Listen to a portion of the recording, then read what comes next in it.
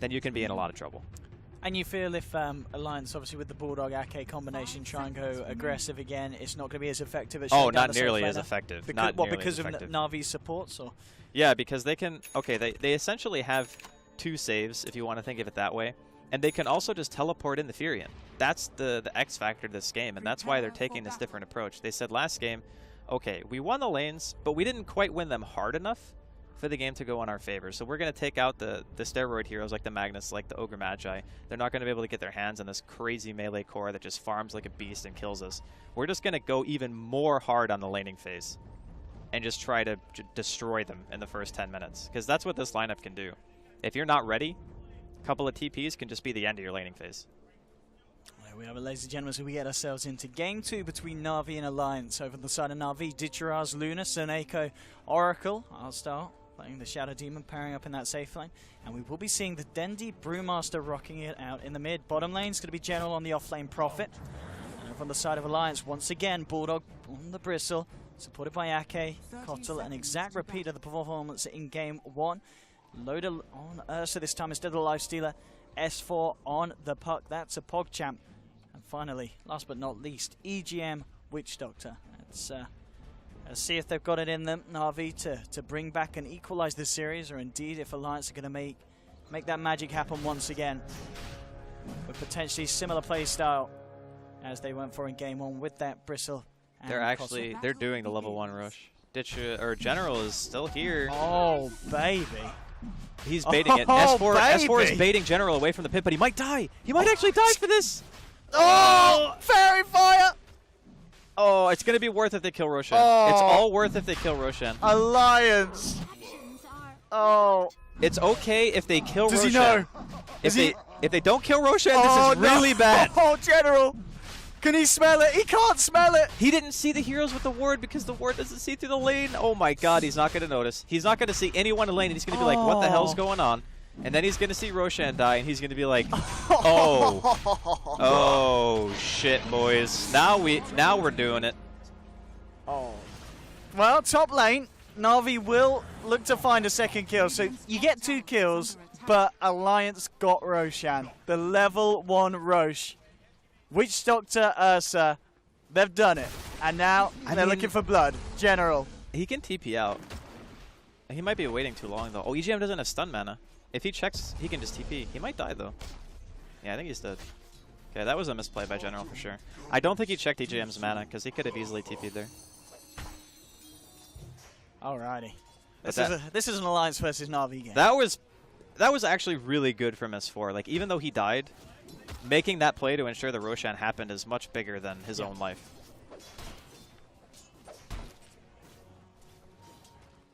Alright. What a way to kick this one off. Yeah, and I guess the other thing, too, is he only used the Fairy Fire, so he still has his self. Doesn't necessarily have to worry about losing too much regen for that trade. I guess the other thing, too, that the Admiral Bulldog Ake combo can do in this situation is they can just go jungle. Because obviously, having a tri-lane against you and a Furion, you don't really feel super safe going to lane, and for obvious reasons. Let's see Soneko come down looking for the 2-minute rune. I'll make sure he's not going to be able to grab that one as Bulldog takes the bounty. Bottom lane and Invis is there, City. You can see S4, 6 for 1 against the 8 for 4 of Dendi. Dendi with the slight edge at the moment. Ake comes up to refuel the puck. Bottom lane, Loader getting a lot of space now. General has backed up. And Loader 12 for 3. Ditcheraz 13 for 2. As both safe laners getting the farm they need as the relative off lane pairing is unable to slow down the farm.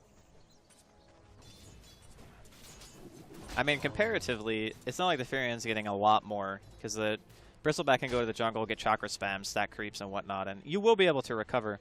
It's actually a very interesting combo. I've seen it a little bit, but not enough to understand fully like how much you can get if you're just jungling. But we have seen it in the past, like teams just completely abandoning the offlane and saying, all right, we're going to go to jungle until our lane gets pushed in.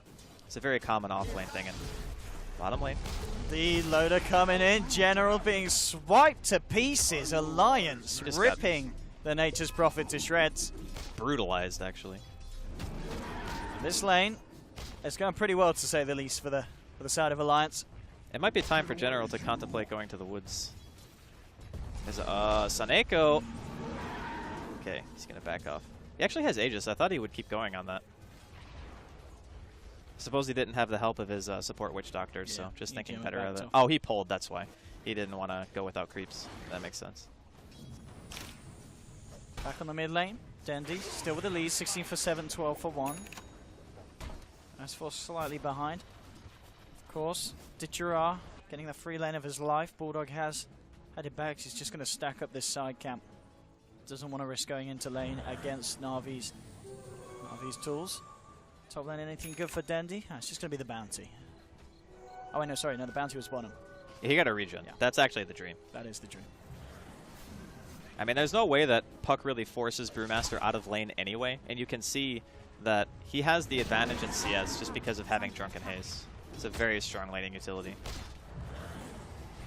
Looks like Loda's just going to use the Aegis now at this point.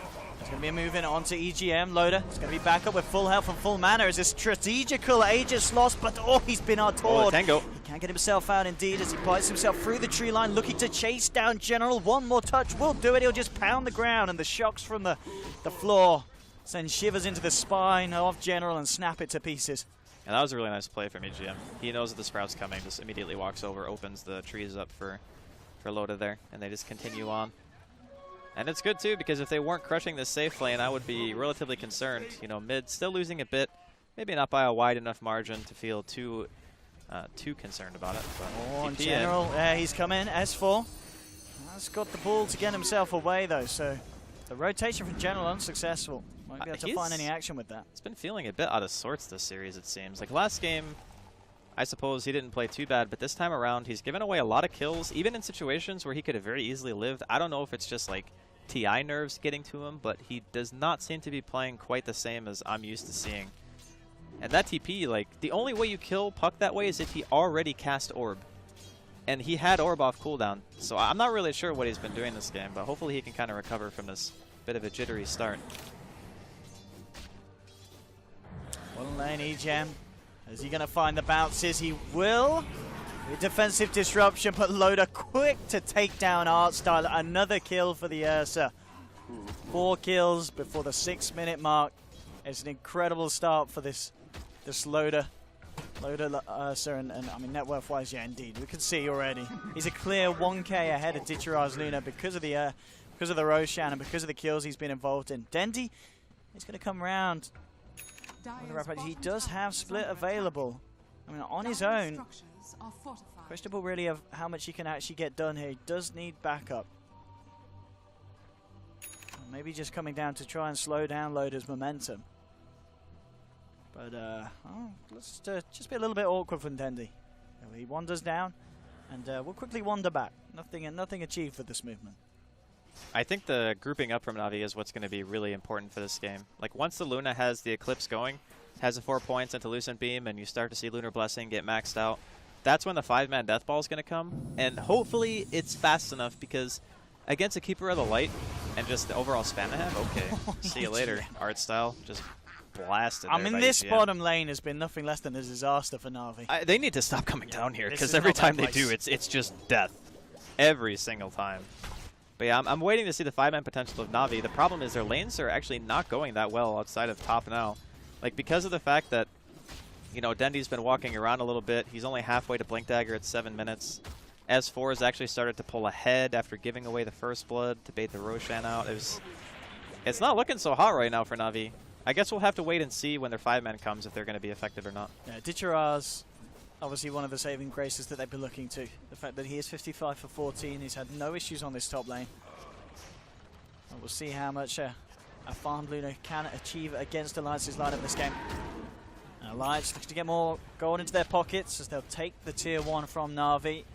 Obviously NaVi unable to react to this one. I'll just look to put some pressure on the top lane as Ditchera moves in with the help of Artstar, getting those illusions out. Alliance with the tower advantage, and maybe even with a movement up top if S4 gets a good rune. It's just going to be the bounty. Bottom lane, Dendy gets himself another regen. He's going to move across.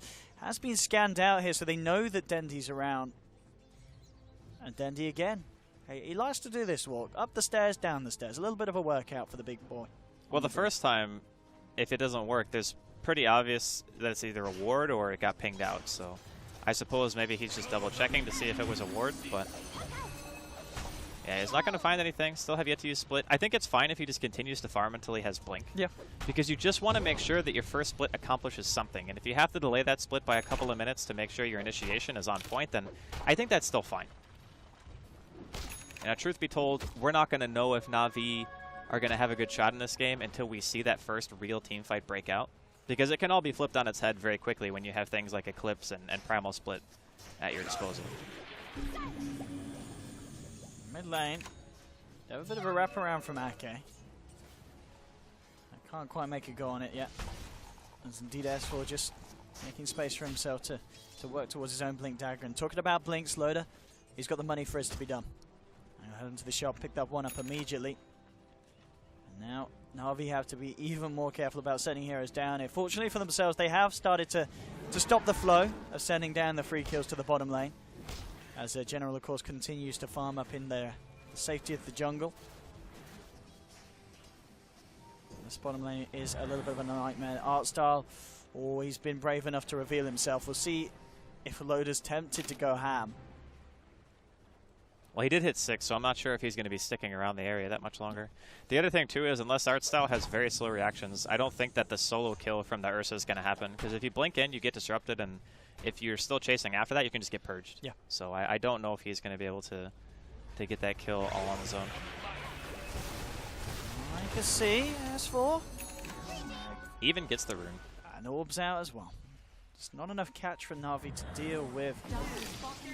Of course, that play from the puck and Art Style. Oh, he's dead now. Quick turnaround with the disruption. Demonic Purge onto Loda. Not. That's fantastic control from Art Style. And it's going to allow the rest of NaVi to make a move towards Loda and EGM. But Loda and EGM already out far too quickly. But at the least, as you said, we saw exactly there why the Shadow Demon is a hard target to jump on.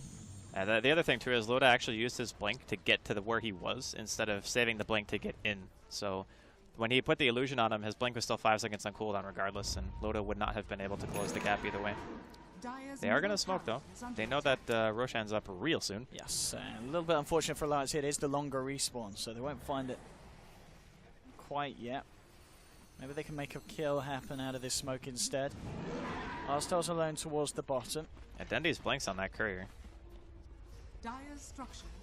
Dendy may want to make a play here. Has Dichara around as well with the Eclipse. They'll smoke up. And let's see if they can find the opening. Dendy moving in, jumps immediately onto Ake. It's going to be a split for a Kotal kill. Can they actually get themselves anything else out of this? S4 already moving out to the north, but they've got the presence of General. Sprouts up and bursts down S4. Seneko with the nukes. NaVi get themselves 2. They'll be able to transition this into a push onto the tier 1 mid.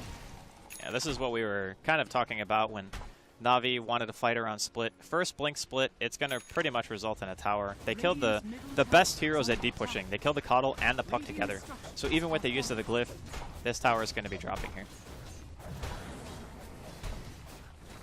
They are TPing in, though. They do have Coil, of course, available in 5 seconds. Fortification already been used. Bulldog will head forward. It's going to put a bit of a stop to NaVi's push. Still sticking around. NaVi Man, if they don't get the tower. That's actually really bad. Like, you want towers every single time you split. I mean, sure, they got a pretty high priority kill, and they killed the Kotal as well. But honestly, that's not good enough. Oh, look at this, Loda. He's trying to go for the roast, but he's been spotted out and taken down by NaVi. That'll work. That's a good one. That's something that they actually needed. Like, since they didn't get the actual tower kill, and it's not even in deny range or anything like that, they don't get the map presence they're looking for from their first primal split. So the fact that Loda just died there kind of equalizes the fact that they didn't kill the tower. Because now they don't have to worry about Roshan being contested, and they have time to adapt whenever, you know, Loda respawns. So that death actually hurts Alliance a bit. The hero down, NaVi may feel that they've got the space to try and finish off this tier 1 mid. Still 3 positioned around it. General's headed up top to hold the fort against S-Force's push. Teasing them here, EGM coming across. So you can see on the bottom lane, Dichara headed down, looking to use the space to continue to find the farm on the Luna. And we could see how much he's been able to close the gap against Loda's Ursa as well. You know, this is an Ursa that's had numerous kills, and did get their level 1 Roshan. But Luna has managed to farm up. Ditra about to hit level 11, and he's all but closed the gap. I mean, he's got way more CS than the Ursa. It's just the fact that they've killed the tower, they got Roshan, and obviously he's got 4 kills, so all the difference being made up between those things. And just waiting on the next split here for Navi. What is with Dendi having regens? Like, every time I look at him, he has a freaking regen. Right? That's got to be his third, yeah. I think, yeah, that actually is his 3rd regen, which is, I think, the most amount of regens you can get because the same rune can't spawn twice. That is actually ridiculous. All right. So it splits back up. I'm assuming they're just going to be fighting around mid again. Potentially just get the tower and then back off. They could also go for like this dual poke where they have General on the top lane as well. See what they can achieve with this smoke. Pings out onto Loda. You know, Loda's desperately been looking for an opening to get back in onto the Roshan. But Navi, they're coming straight for him, and Loda, he's all alone. You can see General was looking to try and find a way to TP in and get the Sprout off Navi. How heavy do they want to dive? There's be TPs from Alliance coming in. Dendi jumps in with the split, looking to go on to Loda. Loda gets the blink off though.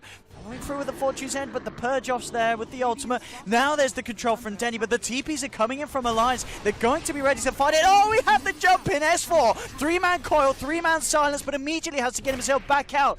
Alliance forced back. This is not good for Navi, though. They're like behind enemy lines, and they do not have enough health to continue to push. So Neko needs to heal people. Need to be very careful indeed about Alliance potentially jumping back in.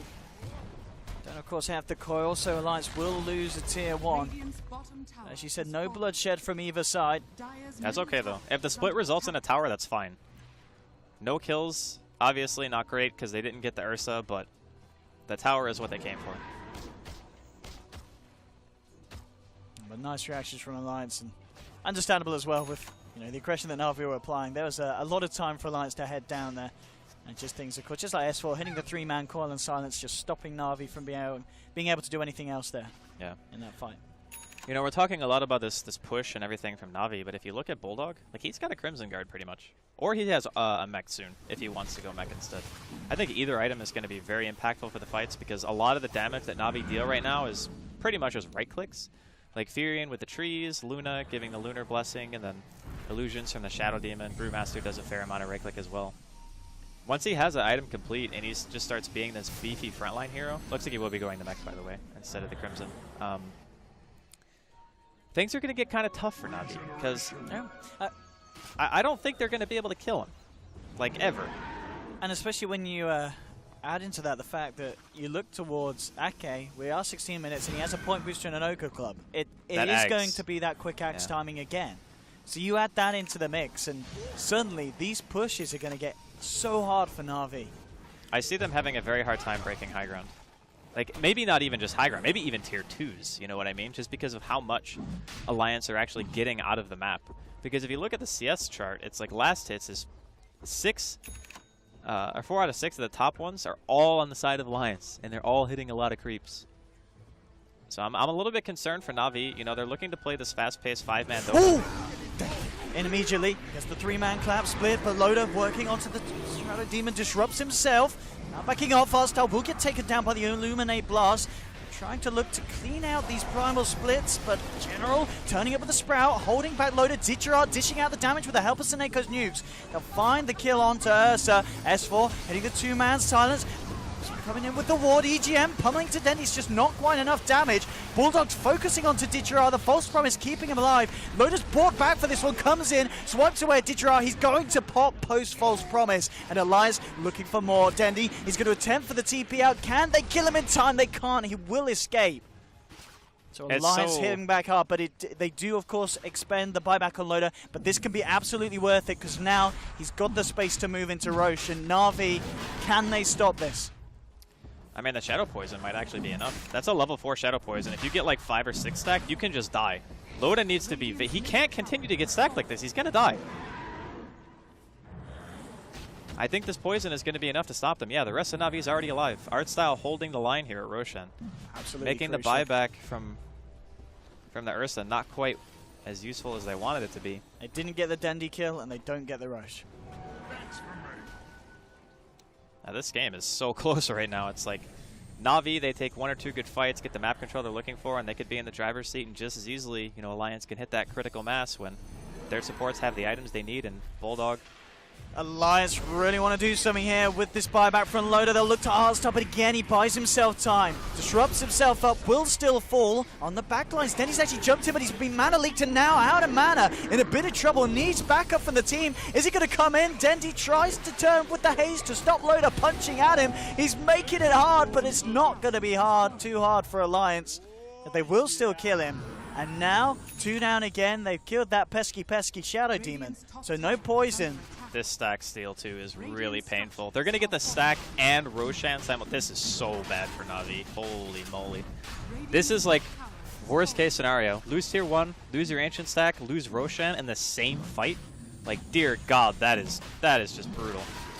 And NaVi, they want to have something to say about this, but the coil from S4 coming in onto 2, silence onto 3, S4 dropping low, he's not going to fall, the Death Lord's out. If they do end up losing S4, Didgerar trying to man fight against Emerald Bulldog, he's got the backup, and now the Eclipse coming through. Didgerar moving forward, looking to take down Bulldog, finds the Bristleback kill.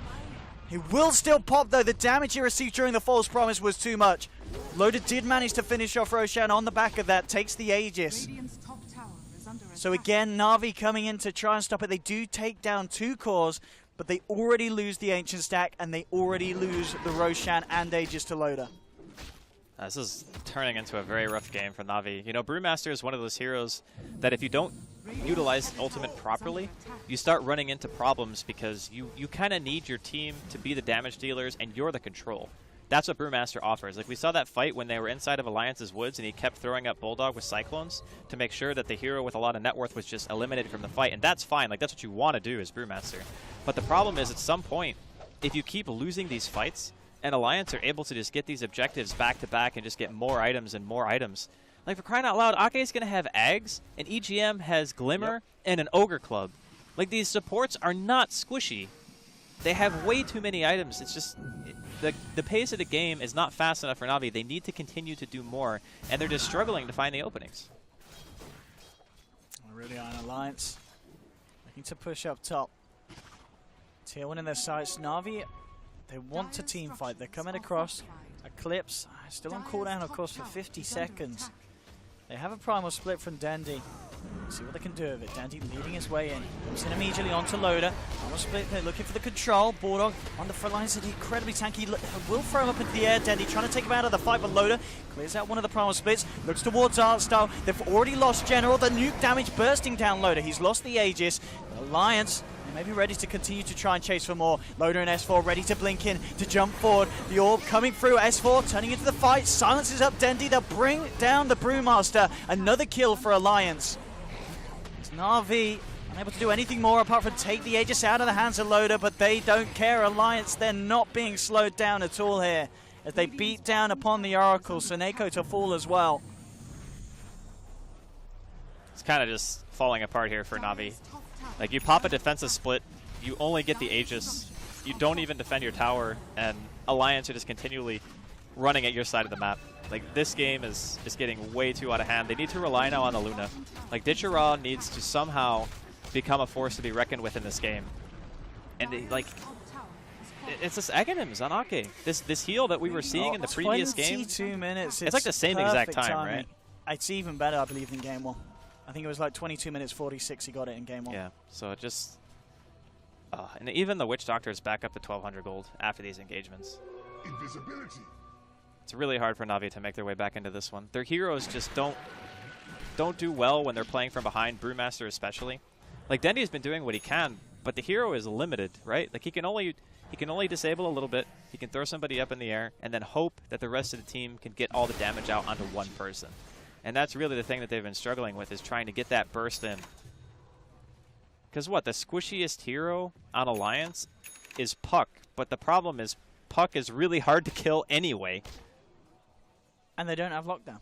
But what, they've got the Orchid on Gen. Yeah, but there's a Yules now on S4, so it doesn't even matter if they Orchid him. I mean, the Orchid almost got S4 killed when they were fighting near the Roshan pit, but other than that, it hasn't really been super effective. And I mean, it's kind of the item you have to buy because you know that you need something that's going to give you kill potential and give you some kind of presence on the map. But the fact of the matter is, Alliance, their draft is just so strong at this point, and just the fact that they've gotten everything they wanted. They have Ursa, so they got Roche. They got the tier 1 towers down. They're fighting around split and still winning the engagements. They're just rolling right now. Tons of momentum. As we saw last fight, NaVi did not have the Eclipse at the ready. This time they do. And they are making a very aggressive movement round onto the map. It's going to be potentially a smoke-on-smoke action if Alliance looking for a smoke. But Dendy jumps in immediately onto EGM. The Glimmer Cape's there. Bulldog pops the BKB. And immediately they start to try and clean out the Primal split. Ditcherash trying to get himself in. They'll be disrupted up defensively by Artstyle. Moving in from on the sidelines. They've caught out General. General will be the first to fall in this fight. Bulldogs chucked up in the air by Dendy, but Alliance, they're just not dying. Loader jumping forward, looking for his next target. Seneko trying to hold back EGM, but the sustain from Alliance is too much. Ditcheron now comes in with the Eclipse, but it's just not killing anyone, and Admiral Bulldog takes a full amount to the face. Finally will fall. NaVi do take a big kill. See if anyone else is going to go down, though. Alliance still playing around with it. Loader's going to be ready to jump in. He's moving in, healed up by the Illuminate. Already S4 hitting the 2-man silence. There's Loader to follow through, trying to take down Ditcherard. Artstyle with the defensive disruption, buying some time. There's the false promise as well. Ditcherard may be able to turn and try and fight against Loader. Loader punching in. Can they bring down the bear? They can. They do get the Loader kill. They're taking down 3, but S4 still alive, playing around with the remainders of NaVi and cleaning up for themselves. Got General with the Orchid. This is a big kill if they can get it. The Shadow Blade hit does it. NaVi are able to take a favorable trade, but only just. I mean, that was a big fight for them. They absolutely needed that fight. It's a little bit strange to me that S4 decided to re-engage after the Bristleback was dead, right? At that point, I guess maybe they were assuming since Split was down, they could just force the issue really hard. But that was a really nice thing for NaVi. The false promise buying so much time, just allowing this right-click damage to come out. Look at the damage that Ditcherard did. That's what I mean. Like, his Eclipse, he got 4 Lucent Beams off during the engagement. His Glaives are just bouncing everywhere because everyone's just stacked on top of this Luna trying to hit him. And now top, they're going to lose another. Absolutely. Ake in a whole world of pain. A TP will be coming through. I'm sure it'll be cancelled unless EGM wants to try and do something magical. And he does. He's turned up. Dendy in the side, TPing out. EGM not going to be able to get there in time for a cancel. That fight from NaVi is a breath of life that they desperately needed. Let's have a look at the swing. Indeed, it's going to be coming into play, and I imagine. I mean, that's Aghanims for Artstyle, pretty much. He's got the gold now. Now they can just break the Bristleback, which is huge. That means that Bulldog is going to be a lot less tanky in these fights. As a frontline hero, he can just get destroyed. Being able to chain cast it on something like an Ursa is also extremely useful. Even with BKB, you can still get kited out very hard. I mean, NaVi, for a while there, that was looking kind of sketchy, but... Yeah.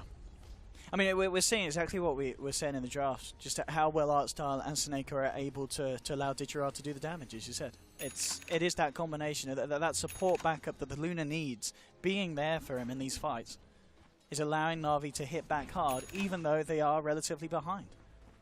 Or at least they were, as you said. Now with that swing, NaVi striking back hard, bringing themselves nearly back on par with Alliance, but Alliance, of course, not wants to be rumbled or stopped in terms of momentum. They'll look to take down the tier 2 in the mid lane. NaVi coming across, but again, now they have got it back up. Even though the longer cooldowns are there, the time has been there for Ditcherard to get the ult back online. So NaVi do have all the tools at their disposal.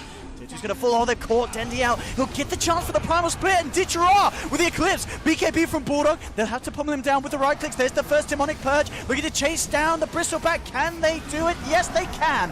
Bulldog to fall. Moving in for more. Sending up in the air. Okay.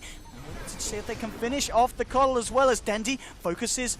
The coddle. Loader comes in. Oh, the blast! Ake's Illuminate rips Dendy to shreds. Loader pummels into General. They'll jump in. They're looking for the Team Wipe Alliance, and they're going to find it. Ditcherard left alone. Triple kill from Loader. That blast, oh my god, it just did so much to NaVi and healed Alliance, like back up to full health. That item is actually just destroying these games. Like in the first one, a lot of the siege. That time, Ake turns a fight around with a perfect Illuminate placement. I mean, that just showcases why we were talking about how Alliance are so far ahead. Because in the proper situation, when they get their abilities off in the right fashion, you know, S4 killed the backline. He took down Seneko, and I think he also killed Artstyle as well.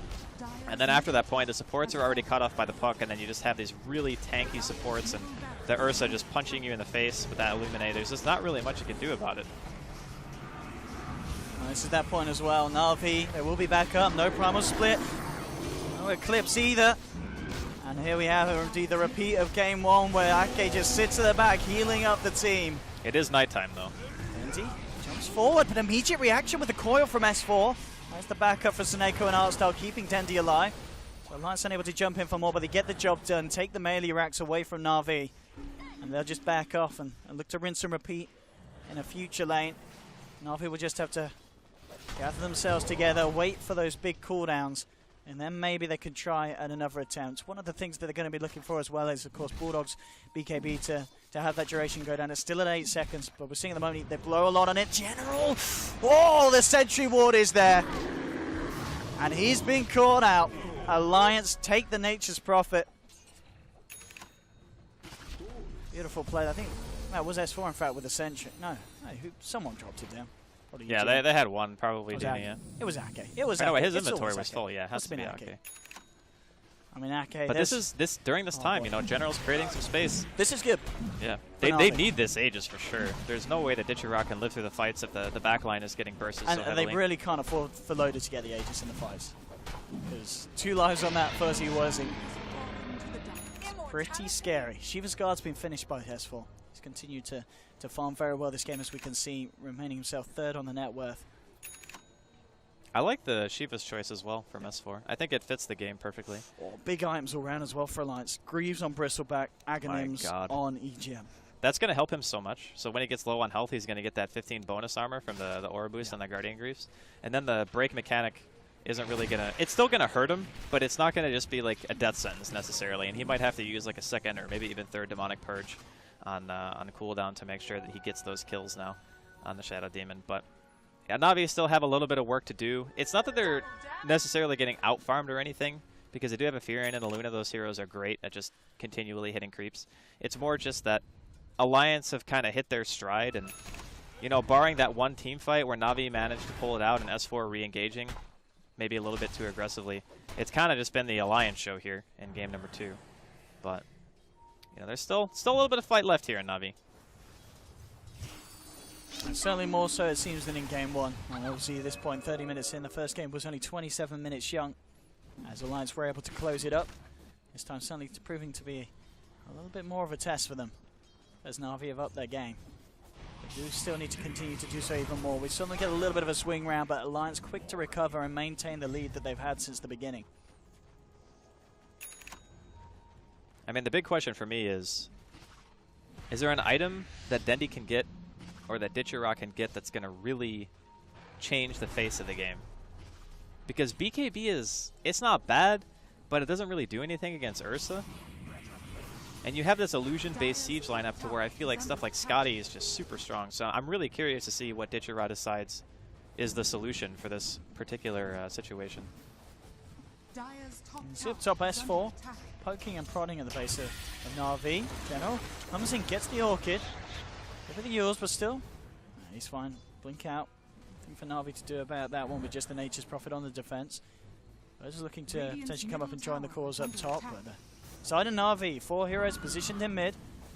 We'll look for the tier 2. Ake trying to do his best to slow the push with the blinding light. Snake gets a nice deep ward down as well. So Navi will have the vision if Alliance decide to jump in on them. And still top lane where General and S4 continue to play around with each other.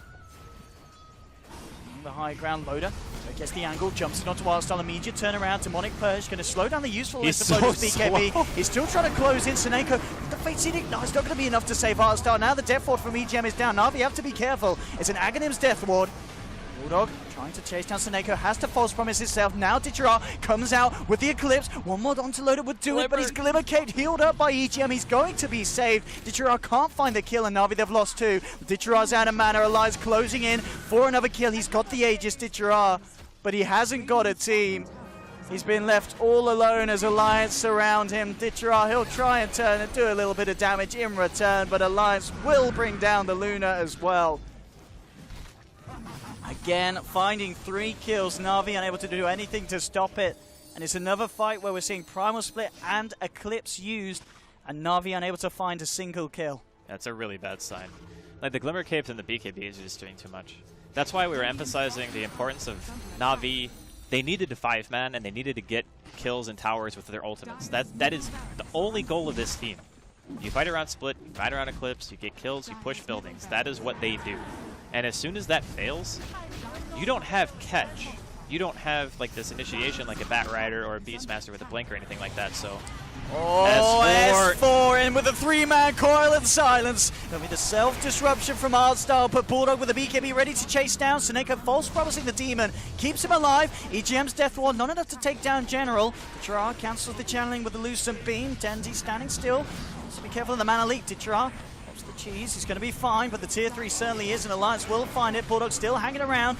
Demonic Purge from Artstyle, looking to contain him, but Loda jumps in, trying to rip Artstyle to shreds, uses the ult to remove the Fate's Edict, disarm, takes down Shadow Demon, and now towards Ditchara. Dendi jumps back in, trying to slow down the advance from Alliance, but the blinding light from Ake pulling Dendi into the reaches of Alliance. He's going to fall, buys back immediately on the brew. Ditchara's going to go down. It's a dieback from the Luna, and GG is called. Alliance have done it again. 2-0 this series, simply outclassing Na'Vi in both games.